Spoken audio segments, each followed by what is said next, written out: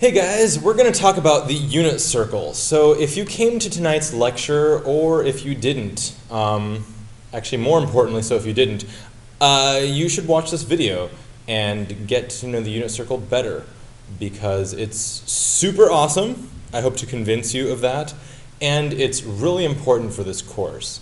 The better you understand this circle, the more you play with it, the better off you'll be, not only for this class, but for anything else that involves circles and angles and polar coordinates, linear algebra, vectors, all kinds of stuff. Use applications from this kind of model, use information from this. So anyway, I'm starting with this picture just to see what the end goal is for what we're going to talk about. If you were at tonight's lecture, you've seen all this, but I just want to, for those of you who missed it, let you know kind of what we're aiming for. You'll notice that like up here it says cosine theta comma sine theta. That's not just like randomly there. That actually means something.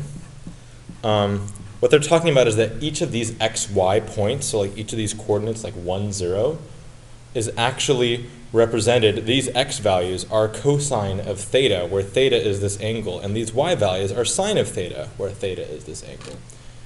If you shouldn't, it's not immediately obvious why that is true, but we'll get to that by the end of this talk. So, let's get started. Now, I'm going to just kind of assume some basic understanding of triangles in general. And we're going to talk about two special right triangles. So, there are two right triangles that I think are very special. Special because, well, they unlock the unit circle. They allow us to build the unit circle. One of these is the isosceles right triangle.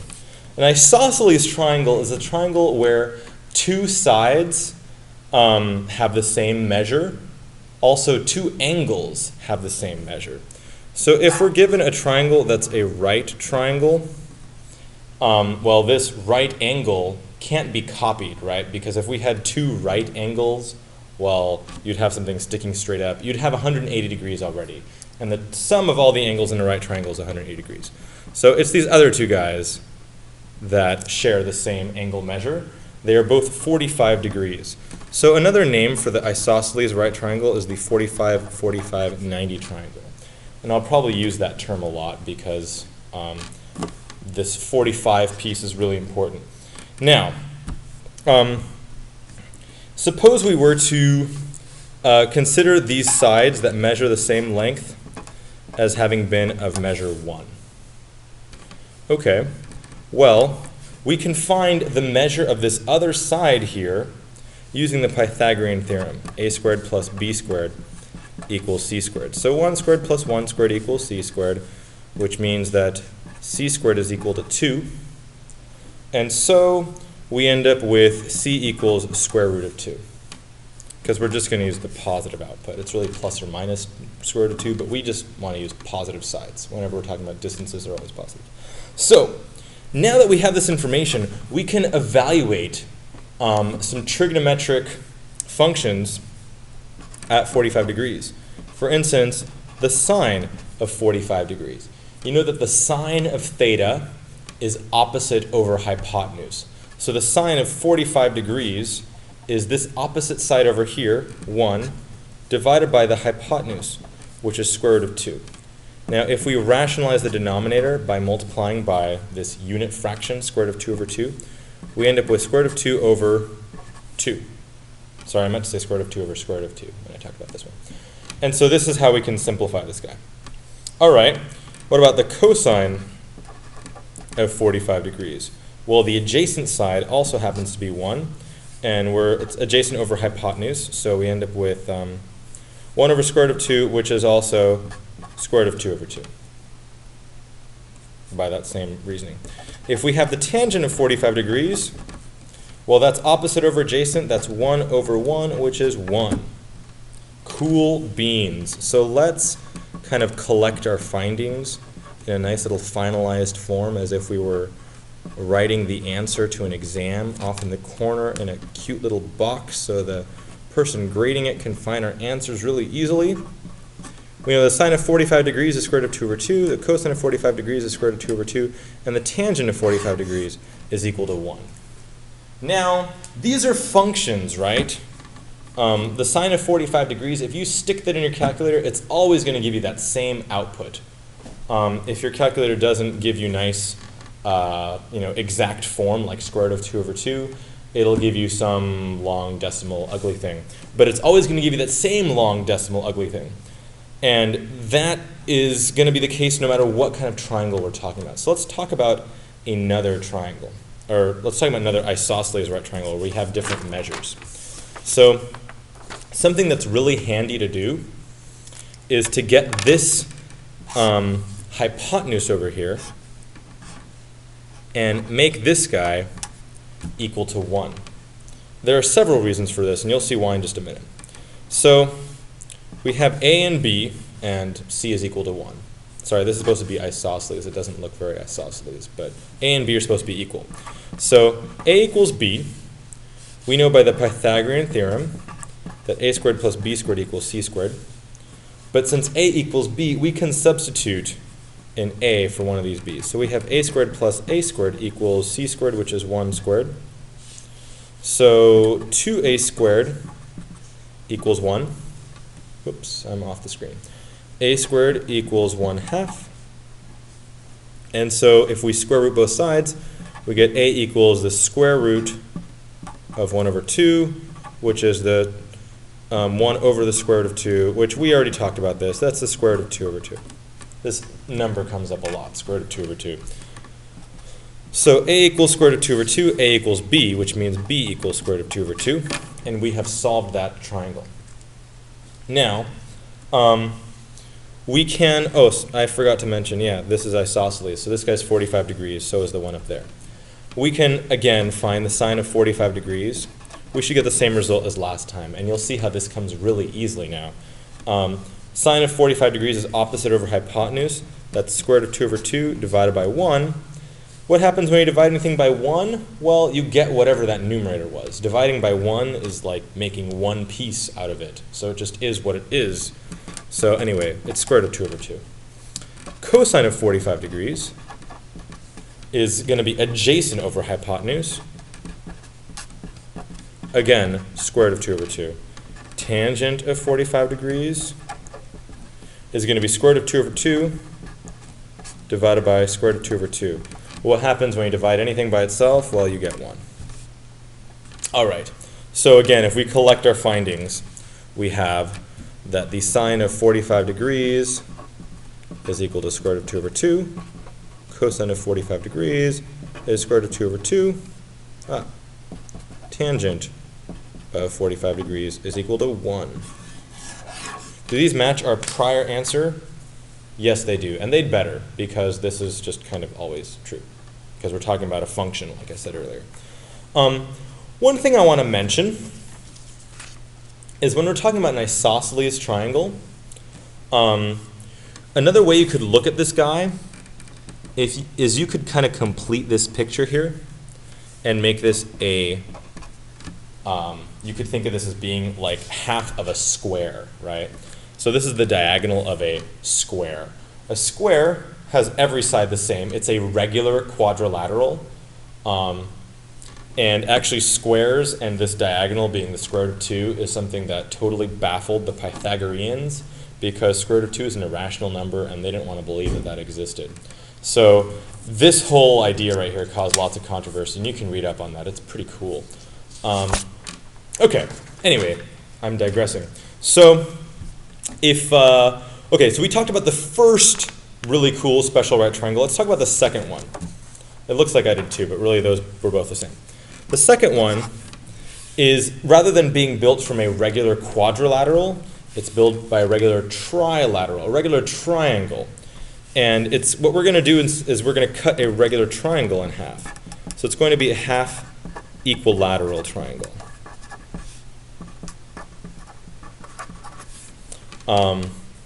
So we get this guy where every measure in here is 60 degrees, and every side, I'm going to say every side measures 1. And we're going to cut him in half.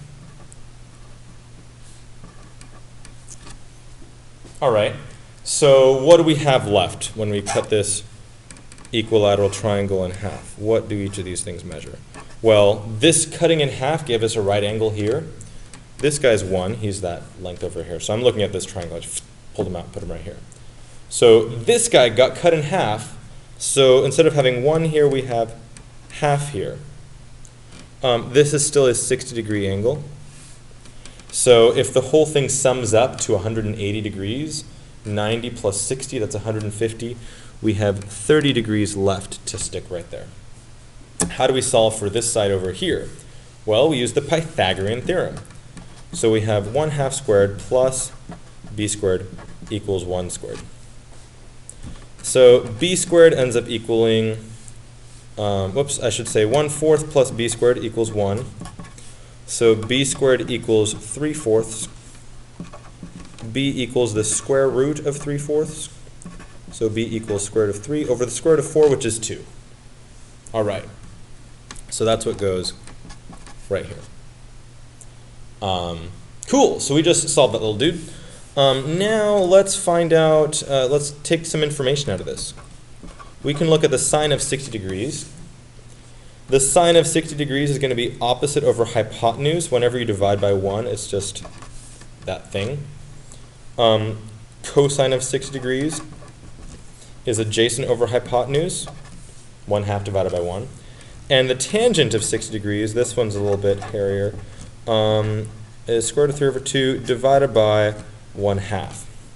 So dividing by 1/2 is like multiplying by 2.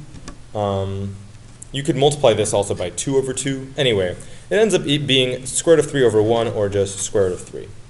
Awesome. So we can kind of collect our findings here in the corner. Sine of 60 degrees is square root of 3 over 2. Cosine of 60 degrees is equal to 1/2. And tangent of 60 degrees is equal to, the square root of 3. Now we can get more information out of this because there's this other angle up here, this 30-degree angle. So let's talk about him. What is the sine of 30 degrees? Well, now we're looking at it from this perspective, right? This is our angle. So the opposite is going to be this 1/2 over here. So opposite over hypotenuse is now going to be 1/2. Similarly, the cosine of 30 degrees is going to be square root of 3 over 2 divided by 1. Notice the correlation here. The sine of 60 degrees is the cosine of 30. The cosine of 60 is the sine of 30. It has to do with who's opposite and who's adjacent. The guy opposite of 30 is adjacent to 60 and so forth. So tangent of 30 degrees, that's going to be opposite is 1/2 divided by adjacent is square root of 3 over 2. So we have 1 over the square root of 3, which if we rationalize the denominator by multiplying by square root of 3 over square root of 3, we end up with square root of 3 over 3. So collecting our findings, we have sine of 30 degrees is equal to 1/2. Cosine of 30 degrees is equal to square root of 3 over 2. And tangent of 30 degrees is square root of 3 over 3. Boom. All right. Again, this information is always true.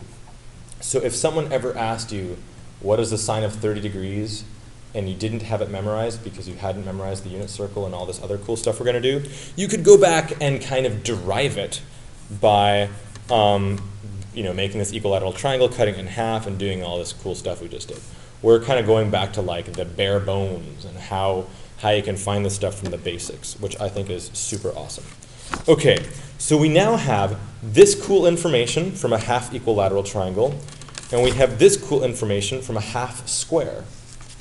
Let's use it to build the amazing unit circle, which is kind of that's what we're getting at, okay? The whole point of this. So first of all, what is a unit circle? Good question. the unit circle, or this idea of a unit circle, it is a circle centered at the origin. That sounds fancy, but it's just the point 0, 0. It's where the x and y coordinates intercept. With a radius of 1. So that's where the unit part of it comes in. The radius is 1 unit. So how do we write the equation of a circle centered at the origin? Well, there's this cool equation. It's x squared plus y squared equals r squared. Maybe you've seen that in like algebra 2 or something. Well, in this case, r is equal to 1. Notice x squared plus y squared equals r squared looks an awful lot like the Pythagorean theorem. And x squared plus y squared equals 1 looks an awful lot like cosine squared plus sine squared equals 1. Okay, anyway, this is our cool piece. So we're going to use this to build an awesome circle right here.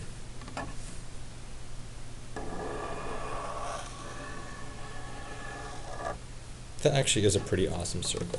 I'm pretty proud of that guy. All right, so here we have x, here we have y. Now, here's our unit circle. Not very interesting, right? Well, we can make him pretty interesting because we can find all kinds of information about this unit circle. For instance, this point right here where it hits the x-axis, that's going to be the point 1, 0. How do I know that? Well, I know that the radius is 1, and we've extended the radius out as far as it can go in the x direction. So that's where the x value equals 1. 1 squared plus 0 squared equals 1. It satisfies this equation. We're golden. We're good. Similarly, we have a point up here, 0, 1. Have a point back here, negative 1, 0. And we have a point down here, 0, negative 1. All right. So those are the easy points to find. Now, what if I were to put some point, I don't know, like right there? Why did I pick that spot? Well, what I'm talking about is like halfway between 1, 0 and 0, 1. If we were like to be, walking along the edge of this circle, and we made it halfway between 1, 0 and 0, 1. How far along are we? What are the coordinates for that point? How on earth do we find this x, y? Well, because it's the unit circle, and it's amazing, actually for lots of reasons, but we can find out information about this. So the angle here, we actually want to use this idea of an angle, and that's where all this sine, cosine business comes into play. The angle of this, if this is halfway along the way, is going to be 45 degrees. Well, that is nifty because we happen to know a lot about 45-degree angles now, especially if we do this cool thing and we drop a perpendicular. What does it mean to drop a perpendicular? It means you make a straight line that hits this x-axis in such a way that we get a right angle there. Why do we want a right angle? Because right angles are awesome and they let us make right triangles. And why do we like right triangles? Because we can do all this cool SOHCAHTOA stuff and Pythagorean theorem stuff. We just have all kinds of cool information about right triangles. So, what do we know about this triangle? How does it relate to this picture here? Well, the distance that you move horizontally here, when you're plotting points, this x value is really how far along you moved in this x direction before you wrote, whenever you're going suppose I told you to plot the point, 0, 1, you move 0 in the x direction, you move up 1 in the y direction. So we want to move some number in the x direction, move some number in the y direction to get up here. And this guy right here, this length down here represents how far I move in that x direction. This length right here represents how far I move in the y direction. So if we can just solve for x and y, we can find out what the coordinates are for that point up there. Well, how are we going to do that? Well, we know one really cool piece of information because it's a unit circle. We know that the radius of this circle is 1, which means that this guy right here, the hypotenuse of this triangle, which is a radius of the circle, measures 1. Therefore, we have all this cool information that we already figured out. We have a 45-degree angle. We have a hypotenuse of 1. This is the exact same picture. We don't have to reinvent this. We know this information. We already figured this out. So this x value up here is equal to square root of 2 over 2. This y value over here is equal to square root of 2 over 2. Whoa. Mind-blowingly awesome. Why is that mind-blowingly awesome? In case you're not seeing it. This is where that cosine of theta comma sine theta business comes into play. Theta is this little angle right here, 45 degrees.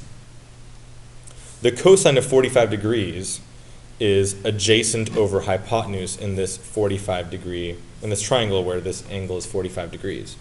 Your adjacent is going to always be this x value. Your opposite is always going to be this y value.